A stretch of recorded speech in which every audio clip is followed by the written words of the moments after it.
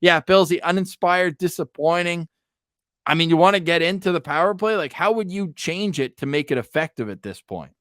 Well, first off, like you mentioned, that first unit has lost the privilege to stay together. Like you just simply can't keep tossing them out there like that. Um, a lot of it still is the way they break into the zone, and I was noticing it. Like, what are the Senators doing? Constantly just dumping it in and letting Skinner handle it, and then it's an easy clear for the Oilers. Like, they did that 2 or 3 times where it's just a dump in that's not tough enough for Skinner to stop, or no forechecker pressuring him enough to make him hesitate and hopefully get a turnover or at least create some chaos. Like, it's like a pass to Stuart Skinner behind the net, dumping it in like that. So I was pretty disappointed about that. And I thought they were doing a little bit better with puck possession when they were in the zone. Like, they were able to connect a couple passes and at least try to tire and wear down those penalty killers on the Oilers. But again, that's setting a low bar. Like, you need to be doing better than connecting on a few passes and tiring guys down if you're going to have success on the power play. So if this special teams doesn't change, and I don't even actually, Ross, I don't even know what's worse. Sure, the penalty kills last in the league, but the power play is just so abysmal, and there's not even like momentum being gained on it, that it's almost as bad as the penalty kill. So if these special teams aren't going to get any better, this team has no hope in clawing their way back here. Well, after scoring on their first power play following the coaching change, right? They're 1-for-1. Since then, they're 2-for-25 on the power play. That's easily in the bottom 3 in the league. I think the Oilers were on a bit of a drought before this game. I want to say the Oilers were like 2-for-25 heading into Really? this one. I Even thought when I saw that stat, unless that was the Sens stat, honestly. it might have been the Sens stat, because I mean they've won Yeah. 6 straight. There's no chance. Oh no, you're actually right. Heading into this game, they were Oh, 2 for okay. 23. Look at you. Yeah, okay, so I was close. Yeah, what a way to bounce back. You get to go up against the literal worst penalty killing percentage team in the league. That's how you get back on track as a power play. Sheesh. Wow.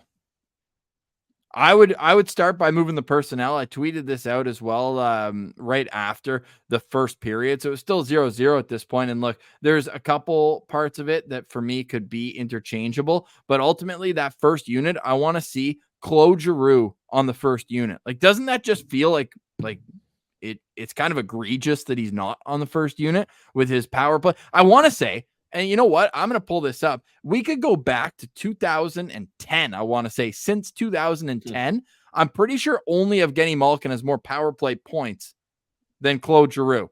I pulled this up pretty quickly. Hey, Pilsy, power play points since the start of the 2010 season. This is a span of 13 years. Alex Ovechkin has 357 power play points. Okay. Claude Giroux has 355.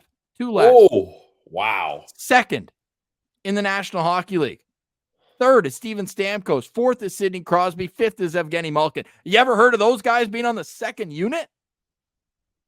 Yeah, that is wild now that you pull that up. It is wild. And I know, like, initially it was the idea that let's spread some of the talent along and let's have Giroux kind of be like the coordinator for that second unit. But when that first unit is so damn bad, I don't know, maybe try putting one of the highest producing power play point guys in the last 13 years. Give it a try, maybe. And just, it's so unbelievable. I had to pull it up so everybody can see that I'm not gassing it up. This is just a matter of fact. And yeah, he's Wow. played a few extra games than a few of those guys, but credit to him for playing those extra games. So Gotta be available. Yeah, I need to see Claude Giroux playing his offside, setting up just where he is on the second unit, but move him up to the first. And I want to see Tim Stützle taken off of that wing, because it makes no sense. He's already hesitant with making plays right now, and I think he's too much in his own head about that. And that's something that you kind of want to understand. But moving him to the middle as almost a floater, you can move down low, you can move up top, you can kind of be all over the place, I think would give him a little bit more flexibility in making plays.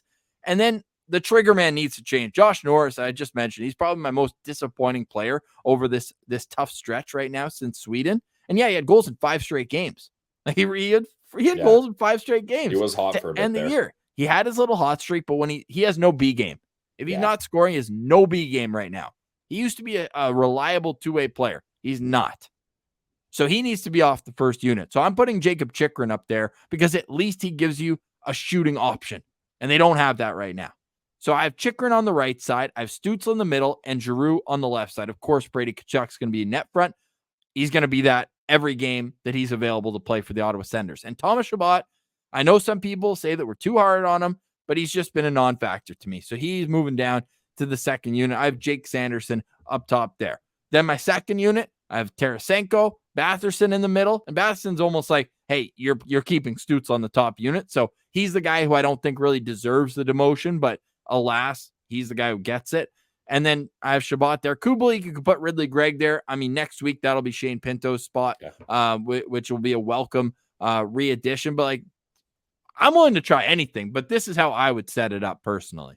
Yeah, I would do pretty similar to what you got there, Ross. I like that little rundown you did, but I would probably have Greg net front instead of Kubalik. That would be the one change I would make.